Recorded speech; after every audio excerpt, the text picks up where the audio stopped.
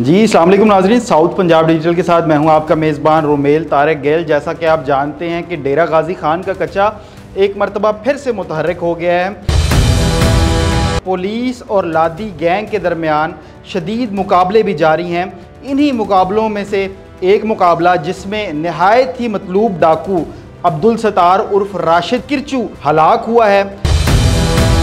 इस सनसनीखेज ऑपरेशन के बारे में तमाम तर तफसीलात देने के लिए हमारे नुमाइंदा खसूसी बशीर अहमद चौहान साहब हमें कोहे सुलेमान से ज्वाइन कर चुके हैं। तो आएँ उनसे बात करते हैं और जानते हैं इस सनसनीखेज ऑपरेशन की सारी हकीकत। जी अस्सलाम वालेकुम बशीर साहब। वालेकुम अस्सलाम, कैसे हैं सर? अल्लाह का शुक्र बशीर साहब। पहले तो सर आपकी अजमत को सलाम कि आप इस चिलचिलाती धूप में ग्राउंड रियलिटीज़ से मेरे और अपने नाजरीन को आगाह कर रहे हैं। सर बतौर शहरी, बतौर सहाफ़ी, ये मेरी ज़िम्मेदारी है कि मैं अपने वतन, अपने इलाके की बेहतरी के लिए अपने हिस्से की ज़िम्मेदारी पूरी करूं और मैं वो कोशिश करने में लगा हूं। अल्लाह ताला से दुआ गो हूं कि ये कोशिश कामयाब हो।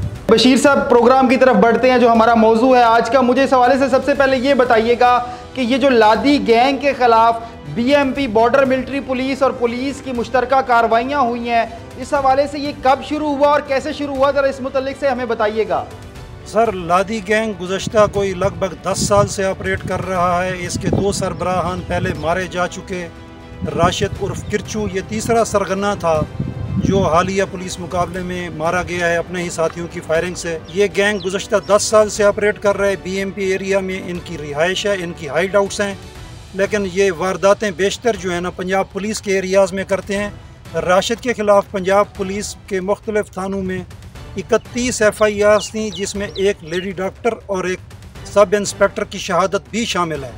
दीगर लोग अलावा हैं डकैती, अगवा बराए तावान, इक़दाम कत्ल वगैरह। जबकि BMP के इलाकों में ये वारदातें कम करते हैं क्योंकि वहाँ इनकी हाइड आउट्स हैं। वहाँ इनके खिलाफ सिर्फ 3-4 मुकदमात थे राशिद के खिलाफ। बशीर साहब अगर मैं गलत नहीं हूँ तो इस अब्दुल सत्तार उर्फ राशिद की जो वजह शोहरत थी वो एक सब इंस्पेक्टर का कत्ल ही था, जिसके बाद ये मेरे ख्याल में ज़्यादा ज़रा नज़रों में आ गया। जी बिल्कुल ऐसा ही है। रिजवान महबूब सब इंस्पेक्टर साहब, ये राशिद उर्फ किरचू कहीं एक डकैती की वारदात करके निकला। वायरलेस कंट्रोल पे इंफॉर्मेशन होने के बाद वो इनके ताक़ुब में आए गैंग के, तो इन लोगों ने फायरिंग कर दी, जिसके नतीजे में रिजवान महबूब साहब शहीद हुए थे और उसके बाद ही राशिद की बदनामी हुई। अच्छा, अगर बशीर साहब हम बात करें तो इस राशिद के कितना क्रिमिनल रिकॉर्ड था और ये किन किन मुकदमात में मतलूब था और उन मुकदमात की नौयत किस किस्म की थी? सर इसके खिलाफ सभी मुकदमात संगीन नौयत के थे, जिनमें पुलिस मुकाबला, कत्ल, इक़दाम कत्ल, अगवा बराए तावान, भत्ताखोरी, इस नौयत के मुकदमात थे। ये मुलाजमीन को और सिविलियंस को 5 से ज़्यादा अफराद को कत्ल कर चुका था जो मालूम मकतूलीन या शहीद हैं। इसके अलावा अल्लाह जाने कितने अफराद इसकी गोलियों की नज़र हुए। गो कि ये अब जहन्नुम वासिल हो गया है। ये बड़ा जो फितना था जिसने आम आवाम के नाक में दम कर रखा था, इसके बारे में ज़रा हमें बताइएगा कि कोहे सुलेमान में BMP बॉर्डर मिलिट्री पुलिस ने इसको गिरफ़्तार किया। कोहे सुलेमान के दुश्वार गुजार रास्तों में इसने पनाह ली हुई थी। ज़रा इस हवाले से भी हमें आगाह कीजिएगा, ये कैसे गिरफ़्तार हुआ और किस शख्सियत ने या किन लोगों ने इसको गिरफ़्तार किया?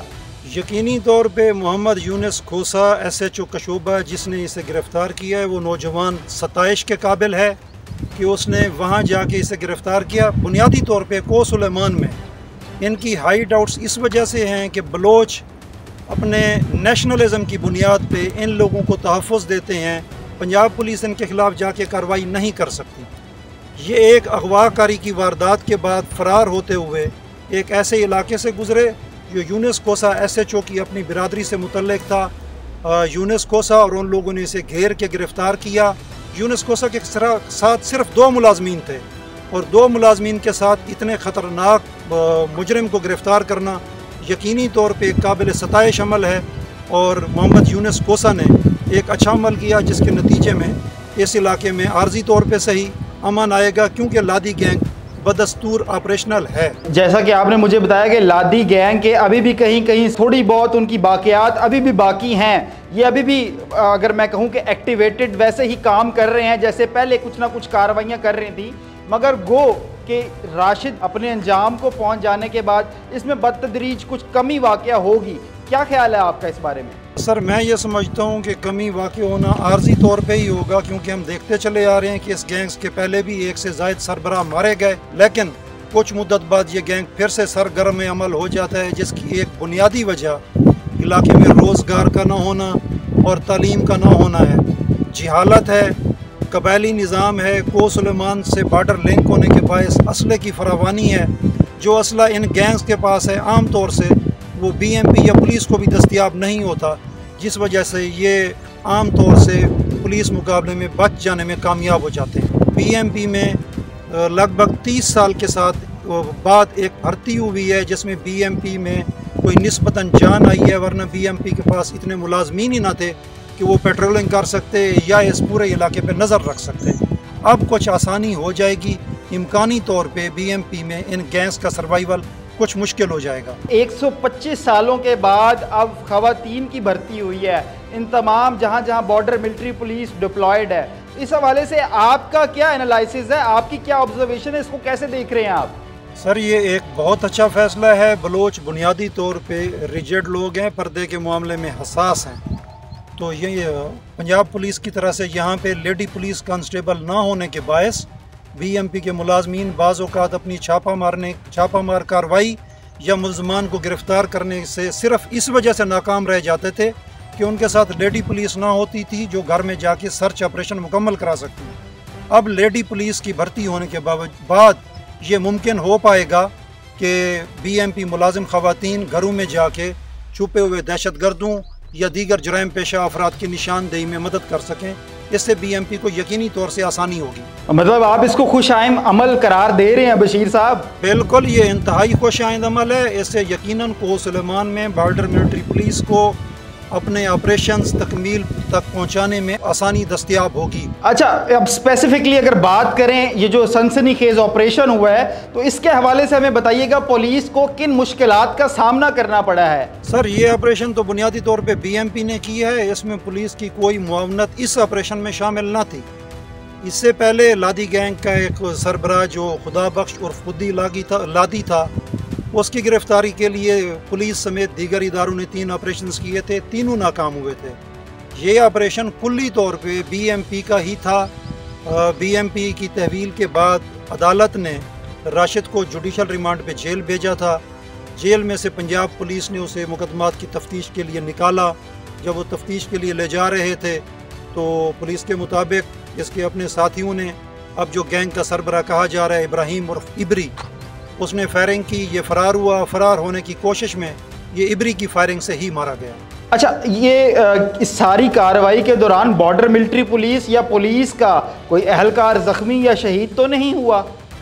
सर जब ये राशिद उर्फ किरचू ये मारा गया है तो फायरिंग के तबादले में एक पुलिस कांस्टेबल ज़ख्मी हुआ था। तो ये कहा जा रहा है कि ये राशिद किरचू अपने ही साथियों की फायरिंग से हलाक हुआ है। इस बारे में आपकी अब तक की इतलात क्या हैं?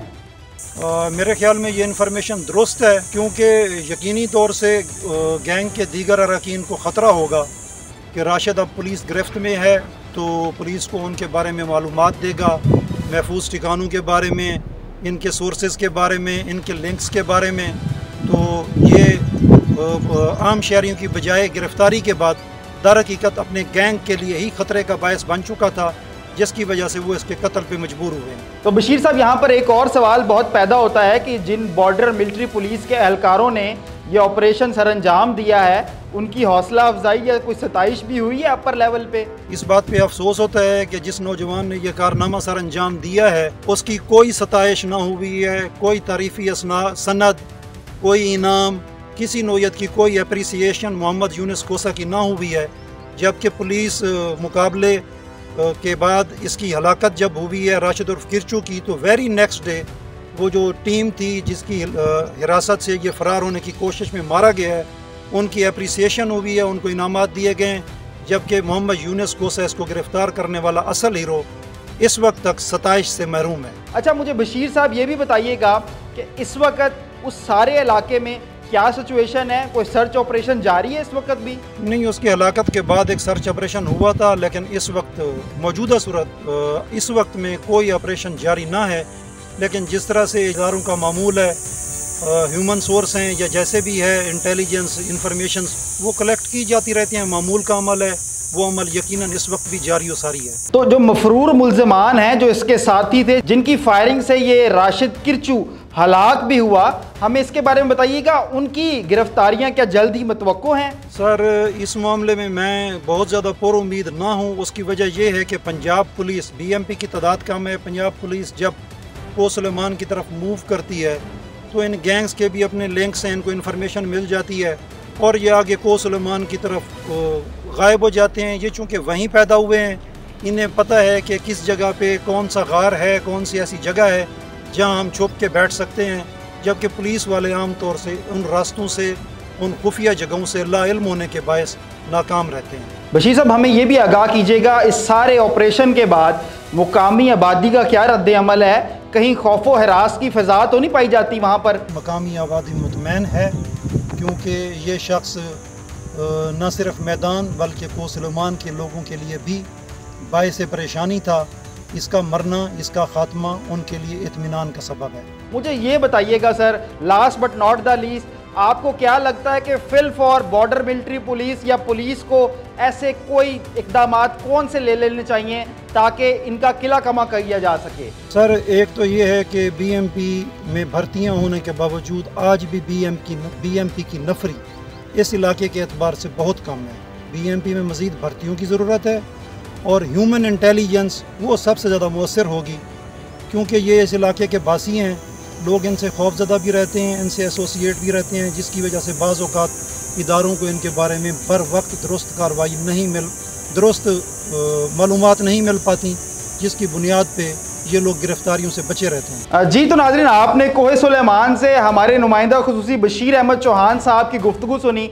इसी के साथ जी अपने मेज़बान रोमेल तारिक गिल को दीजिए इजाज़त। अल्लाह निगहबान।